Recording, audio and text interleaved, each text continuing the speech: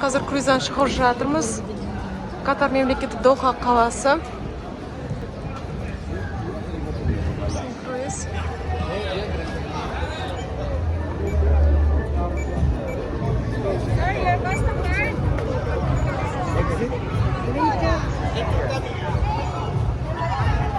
Қазір барлығы круиздан шығып жатыр.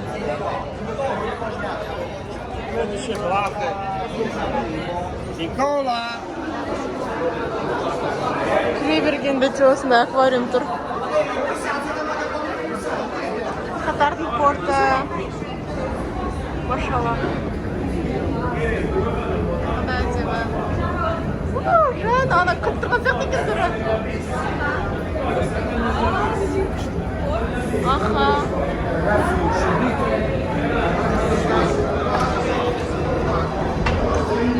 Әлі шыққан жоқпыз. Осындай карта алып алдық. Мына көріністі қараңызшы, қандай керемет. Біз қазір круиздан түскеннен кейін ең бірінші осы халықаралық музейіне кіріп жатырмыз. Өте ерекше салынған екен құрылыс. Қазір міне осы есігінен ішіне кіретін боламыз. Доха қаласын қазір аралап жүрміз. Келесі аялдама бізде базар. Аты қалай еді? Сок Вакиф деген базар. Бір-біріне өте жақын екен. Қазір таксимен 6 минуттай. Ары такси тиімді бағада шығып жатыр. Қала таза, жолдары, тас жолдар. Жаңа қала. Бір қаланы астанасы ма деп ойландыр.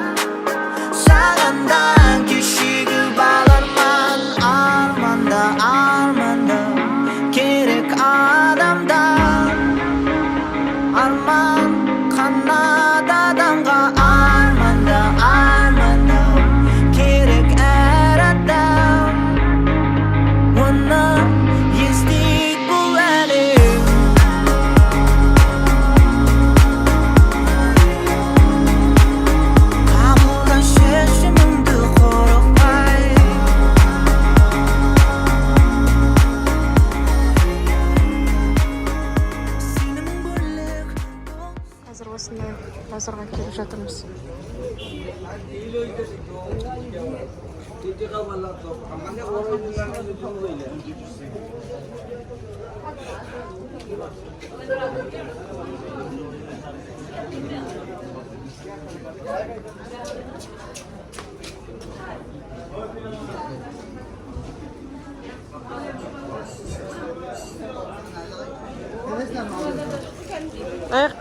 Aptek bolğudaysınlar mı? Ha? Aptek bolğudaysınlar mı? Ya.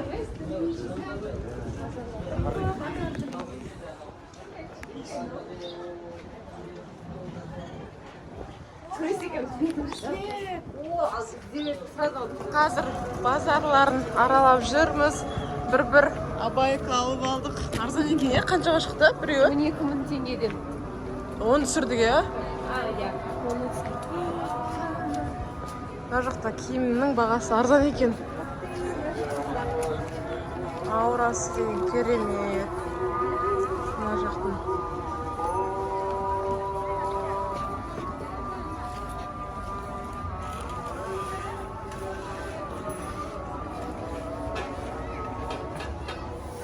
Қазір осындай көшенің бір тамағы жеп көрейік жатырмыз. Біреуі сырмен, біреуі шоколадпен.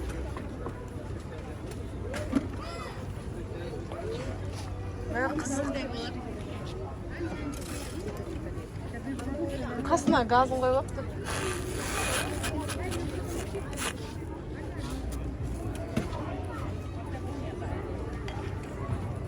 Үлкен болады сияқты біршама.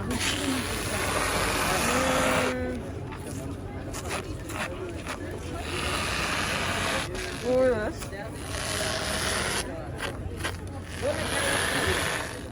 астан отын жақты астынан.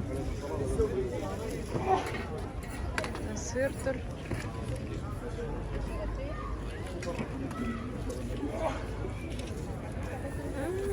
Қандай күшті. Дәмі қандай болатын қызық болып тұр. Дәл базардың ортасында.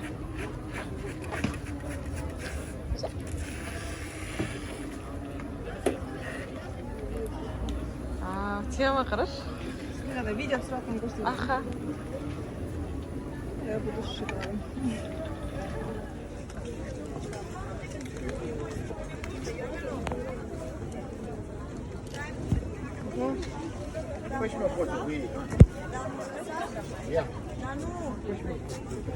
Қазір дәмін көріп жатырмыз. Қалай? Өте дәмді екен. Блинчик бірақ қытырлақ. Әрі кішкене блиннің құрамында тұз бар сияқты ма, бір қызық. Бұл бауырсақ сияқты екен, иә? Балға салынған. Балға салынған. Мына жеріне дейін әдемі стайды, Тұп-тұмыш. Анда қарбалыс жоқ, бір қызық.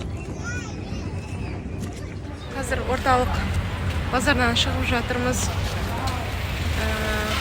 Жалпы өте таза, атмосферасы жеңіл, адамда көп емес. Бір ерекше екен. Мынандай нелер, кішкене бақ қояндар. Мынау не істейді екен? Қояндарды алып кетіп бара жатыр. Жалпы күшті эмоцияға толы болып тұр осы сәт.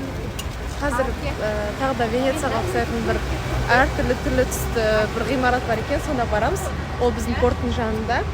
Одан кейін бұйыртса біз портқа өтетін боламыз, сосын түнде тағы жолға шығамыз. Келесі қалаға. Порттың жанында осындай әртүрлі түсті ресторандар, дүкендер орналасқан екен. Осы жерде жай түсіп портқа барайық деп шештік. Ана жерде тұр. Өте аз. Жақтар жан тұр, себебі барлығы қалада қыдырып жүр. Жерде маркеттер, дүкендер, тамақтанатын түрлі орында, ойын алаңдары орналасқан екен. Портқа келе жатырмыз, круизіміз, және де Катардың порты. Мына жақта концерт болып жатыр. Кісі өте көп. Ары қарай блогты мен осылай жалғастырайын, себебі айтылмай қалған толықтыратын нюанстар бар. Біз Катардан Доха қаласына келіп тоқтадық, порттан шықтық. Жалпы кез келген мемлекетке барған кезде, қалаға барған кезде далаға шыққаннан кейін сізде таңдау болады. Автобус болса метро, немесе такси. Немесе бір мини-бустар жүреді, орталыққа дейін апаратын. Бізде порттан шықтық. Шыққан кезде бірінші бізде үлкен екі қабатты осы порттың автобусы болды. Ол сізді сол жерден алады, қаланың көрікті жерлеріне апарып айналдырып алып келеді. Бір адамға 25 000 теңге деп көрсетті. Жалпы бұндай автобустар порттан шыға салып, портқа қайтадан алып келу үлкен кісілер үшін тиімді. Тілді мүлде білмеймін, бірінші рет шықтым мен шетелге деген кісілер үшін осыны ұсынамын. Одан кейінгі кезек жай автобустар бар, жаңа порттан шыққан кезде ол қаланың орталығына дейін апаратын. Бұл кез келген жақта солай, орталыққа апаратын автобустар болады. Ол енді арзан болады. Бірақ орталықтан ары қарай баратын жеріңіз белгілі болу керек. Және интернетіңіз болған дұрыс, себебі ары қарай сіз жол таба алмай қаласыз, әрі уақытыңыз қысқа болатын болса. Сондықтан біз автобус керек емес болды, біз таксиді көрейік деп ойладық. Сол жерде тұрған таксилерден сұрадық. Былайша айтқанда 5000-ға жуық деп ақша сұрады. Ол жерге барғанға дейін 5 адамға. Егер бұл жердегі таксидің бағасы ондай болса, онда былай шақыртатын болсақ, такси арзан болады деп ойлап біз Uber'ді аштық. Uber бүкіл әлем бойынша енді такси қызметтерінің бірі. Біздің тұрған орыннан біз халықаралық музейге дейін бардық. 1600 теңге көрсетті. Біз таң қалдық, шынымен осындай 1600 теңге ма деп. Сөйтсек, шынымен оның 5 адамға үлкен шақырдық. Солай біз бірінші орынға жеттік. Ал бұл жақтағы ақша реал болып есептеледі екен. Енді қараңыздар, кез келген аэропорттан шыққан кезде сіздің қолыңызда доллар болады ғой, немесе карточкаңызда ақша болады, міндетті түрде ең аз мөлшерде қалтаңызда ақша болсын. Ол жаңағыдай таксиге бергеніңізге бір жерге жеткенге дейін біз шықтық, 100 реал шығарып алдық, ол біздің шамамен 13 мың теңгедей. 5 адамға 13 мың теңге бір орталыққа жеткенге дейін көрейік, ары қарай көреміз, картамен төлеуге болады, немесе шығарып аламыз деп 100 реал шығарып алдық. Сөйтіп біз таксиге тек сол реалдан бердік. Сөйтіп бірінші орынға бардық. Сосын мынандай нюанс, Uber жазып алыңыздар. И сізде интернет жағын айтайын. Егер круиздің ішіне интернет алатын болсаңыз, ол тек круиздің ішінде ғана ұстайды. Бүкіл портта Wi-Fi бар, тегін Wi-Fi. Егер сіз портқа шықтыңыз, портқа шыққан кезде Wi-Fi мен адресті қарап алсаңыз болады. Сөйтіп Google Maps соткаңызға жазып алыңыз, саяхатқа шығарда бұл өте қатты қажет. Біздегі тугис сияқты карта бір жерден бір жерге апару үшін қанша минут жүреді, ол қай жерде орналасқан, ол шамамен қанша минут жүреді, қандай көлік қатынастары, мысалы такси қанша минут, автобус қанша минут деген сияқты, жаяу жүрсең қанша минут барлығы көрсетіп тұрады, детально ол жерде. Соны жазып алыңыз Google Maps. Біз сөйтіп картаға жазған кезде өте 10 минутқа жетпей жетесіздер деп көрсетіліп тұрды. Егер интернет портта ғана ұстайтын болсаңыз, онда сол жерде қарап алыңыз барлығын. Бірақ интернет керек болады. Қазақстаннан шығатын кезде бір телефоныңызға 10 мыңдай ақша құйып алыңыз, өзіңіздің сим-картаңызға, Актив, Теле2, Билайн қайсы болсын. Сіз жаңа мемлекетке барған кезде ол жерде сізге роуминг келеді. Роуминг дегеніміз шетелде интернетті ұстай алу мүмкіндігі. Мысалы, біздің қасымыздағы досымыздың роумингі қосылды. Біз кеше интернетте сол кісінің роумингімен жүрдік. Бір адам ғана қосты. Мысалы, біз Дубайда отырған кезде оған Дубайдың роумингі алынды. Кеше Катарға келген кезде Катардың роумингі алынды да. Сондай бір күндік болады, бір апталық болады. Роумингтар бөлінеді, сізге қанша күнге келіңіз, соған сәйкестендіріп аласыз. И бұл өте тиімді. Және сол қалаларда ғана ұстайды. Сөйтіп, яғни роумингпен жүрсеңіз болады, немесе әрбір жерден Wi-Fi сұрап, әрбір орындардан, кафелерден солай Wi-Fi-мен жүрсеңіз болады. Және де немесе круизда қарап аласыз, егер интернетіңіз бар болса. Жалпы круиз емес, жалпы басқа саяхаттарда да ол сондай роумингпен жүрсеңіз болады, немесе Wi-Fi сұрап жүруге тура келеді. Негізі роуминг әрине интернет болған дұрыс қой. Қаланы қалай аралаймын, баратын жерлерді қайдан табамын деген сұрақтар болса. Бір күн бұрын сен интернет болған жағдайда сіз интернетке жазыңыз, мысалы Стамбулға бара жатыңыз, Стамбулдың жаңа саяхаттайтын орындары деген сияқты, мысалы Катардың саяхаттайтын орындары, Дохада баратын жерлер деген сияқты. Кез келген қаланың топ 10 деген өзінің бір статистикасы болады. Және де осы кезде мысалы қарап жүрген ақпараттарыңыз болуы мүмкін. Инстаграмға жазып қараңыз, ютубқа жазып қараңыз, сол қалада не бар деп. Соны карта жазып алыңыз. Енді қанша күнге барасыз, соған ыңғайлайсыз. Бір күн болса, онда бірнеше жер ғана, ең басты жерлер. Егер бірнеше күн болатын болсаңыз, онда бөліп қарайсыз деген сияқты. Сөйтіп жаңа Google Maps картаға адрестің үстінен бассаңыз, сол жердің суреті барлығы көрсетіліп тұрады. Соны былай метка жасап қоясыз, басып, жаңағы таңдаулыға қосасыз, немесе баратын жер деп қоссаңыз, картада шығып тұрады. Мысалы, карта болатын болса, мына жерден белгілеймін. Сонда қайсымен қайсы жақын өзі автомат картасыз береді. И қайсысында бірінші барасыз, қайсысында екінші барасыз, сол жерде көрініп тұрады, уақыт үнемдеу үшін. Жалпы кез келген қалада осы Google Maps сізге жақсы көмектеседі. Баратын жерлеріңізді алдын ала ойластырып алыңыз. Қалаға түсіп қайда барамыз деп, ол өзіңіздің уақытыңызды алады, және де белгісіз болады да, уақытыңыз жіберіледі. Сол нәрсеге кеңес беремін. Одан кейін қала арасында қараңыз, такси кейде таксимен жүрген тиімді болады, кейде метромен жүрген тиімді болады. Сол үшін картадан қарау керек, және де бір емес бірнеше жерден сұрау керек. мысалы бізде Дубайда бір жерден бір жерге бару үшін біз 15 мың, 12 мың, 10 мың минимум сондай болды. Ал Катарда кеше 1,5 мың, 2 мыңға дейін барды 5 адам жүрген кезде. Сондықтан қарайсыз, мысалы Дубайда біз базарға барған кезде өзімізге көйлек, жалпы қара көйлек, естелік заттар аламыз дегенде өте қымбат болды. Енді ол жақта жалпы орынның арендасы қымбат дейді, сол себептен деп айтады. Ал кеше біз Дохада өте арзан. Тауан қалдық, осындай баға бар шынымен деп Дохаға киім алуға келуге болады екен деп қоямыз. Жалпы Қазақстаннан Дохаға тікелей ұшып келе аласыз, келіп қыдыруға, көруге тұрарлық қалай екен. Бірнеше күн жеткіліксіз сияқты көрінді бізге. Жалпы өте тыныш қала, туристарды енді үйренісіп жатқан қала. Осы қалада осы жақындаған әлемдік футбол болған болатын, соған да арнайы қатты дайындалған сияқты жаңа ғимараттар, жаңа туристарды қабылдауға арналған орындар, ерекше орындар деген сияқты. Катар мемлекеті. Жалпы өзің былай саяхаттап келуге тұрарлық жоспарыңызға қоссаңыз болады. Енді қараңыз. Ал келесі біз бара жатқан қала Маскат, Оман, ол жайлы келесі мен блогымда бұйырса айтатын боламын. Жалпы қазір біз мысалы Оманға қарай жол жүріп келе жатырмыз. Кейде круизда жүргенді ұмытып кетесің, тамақ ішіп отырып біз кемеде екенбіз ғой деп сөйтіп қаласың. Барлық уақытымыз қазір кеменің ішіндегі жаңағы бітпесін бар ғой, қай шара болып жатыр, үлгермейсің ішіндегілеріне бар.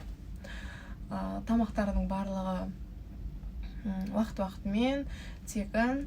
Мысалға бұл жерде круиздар бөлінеді, кейбір жерлерде судың өзін сатып алу керек болды. Біздің кемеде су кіреді, шырын кіреді таңғы асқа. Сол үшін круиз таңдағаныңызға байланысты оның ішіндегі болатын жаңағы түрлі сауықтық программалар немесе орындар, мысалға кейбіреулерінде аквапарк жоқ, бізде бар деген сияқты. Енді Коста Тоскана бізде бұл 5 жұлдызды лайнерге жатады. Сол үшін бір ғана круиз емес, круиз линиялары өте көп, таңдаған кезде сол нәрсеге назар аудару керек. Жалпы бөлменің тазалық күн 2 уақыт тазалап кетеді, сықитып, не осы бүктеп барлығын программаны іліп кетеді. Бөлмеге тамақ алып келсеңіз болады, бөлмеге тамақ шақырсаңыз болады. Сыртқа шығар кезде өзіңізбен бірге тамақ алып кетсеңіз болады. Енді ол тамақтан отырған кезде ақырын өзіңіз керегін жейтініңізді салып аласыз. Андай пакеттеп бәрін былай салып емес. Бөлмеге осыған кетсем бола ма деп айтсаңыз да болады, айтпасаңыз да болады. Круизға келерде өзіңізбен бірге міндетті түрде контейнер алып келіңіз, және де салафан. Себебі ресторандарда олар жаңағыдай не берілмейді, салафан. Комнатаға табақ тазалап етіп жүргенше сол жерде салафанға салып, контейнерге салып, қалаға алып шығуға болады. Осы нәрсені ұмытпаңыздар, өйткені біз кәдімгі салафан іздеп қалдық қой, бесеуміз. Сөйтіп кішкене бір қызда контейнер болды, соған салып, солай алып шықтық. Сол үшін контейнер и салафан ұмытпаңыз. Одан кейін тағы да не ұмытпау керек? Біз саны бір-бірімізге жүргеніз айтқыз, мынаны айта керек деп, қазір ақырындап барлығы есіме түсіп жатыр. Жалпы круиз маған қатты ұнап жатыр. Демалыстың енді реально пик түрі екен, шынымен. Атмосфера мүлде бөлек, адамдар саған басқаша қарайды. Орамалда болған ішінде тіпті бөлек андай кореялықтар келіп суретке түсіп жатыр. Қандай керемет, суретке түсейікші, өтініш деп, оларға біздің формамыз, біздің ұстанымдарымыз қызық сияқты өтсе. Және де жалпы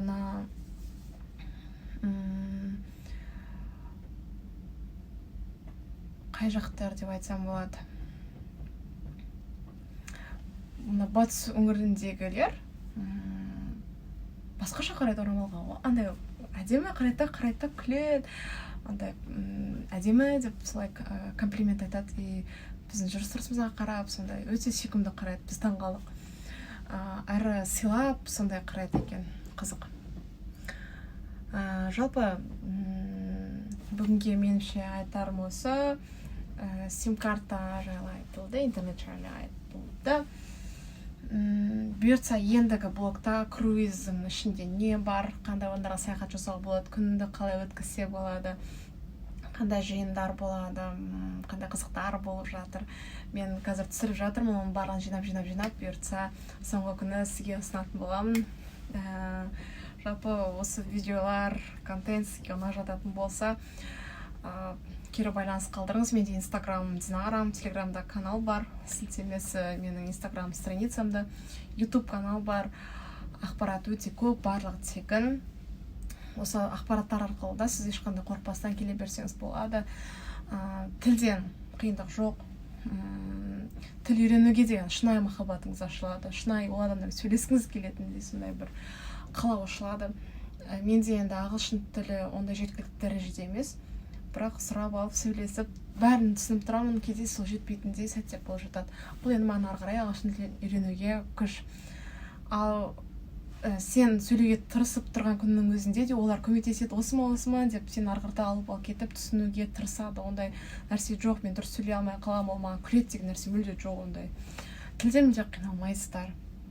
Круизда қанша қазақтар жүр, оларда тіпті қазақ тілін ғана білетін де адамдар жүр, қырғыздар, әр мемлекеттен ғой, әр мемлекеттен бірін ыммен түсініп, осылай мимикамен, жестпен солай көрсетіп, бір түсінісіп аламыз. Енді қызық, жалпы тіл үйренуге деген шынайы махаббат ашылады, шынайы тануға деген адамдық тұрғысынан қарайсың да, бұл жерде ешкімді білмейсің, тіл жағына келген кезде себебі ол да түсінбейді, сен ол да өз тілін түсінбейді, әйтеуір ортақ тілде бір нәрсе сөйлесесің. Сол үшін ешқандай кедергі жоқ, кішкене ниет қойып ары қарай іздену керек. Жалпы болса, комментарий жазып, сұрақтар болса қойсаңыздар болады. Мен кез келген уақытта сұрақтар бойынша офлайн, онлайн кездесулер бойынша ашықпын, жауап беруге дайынмын.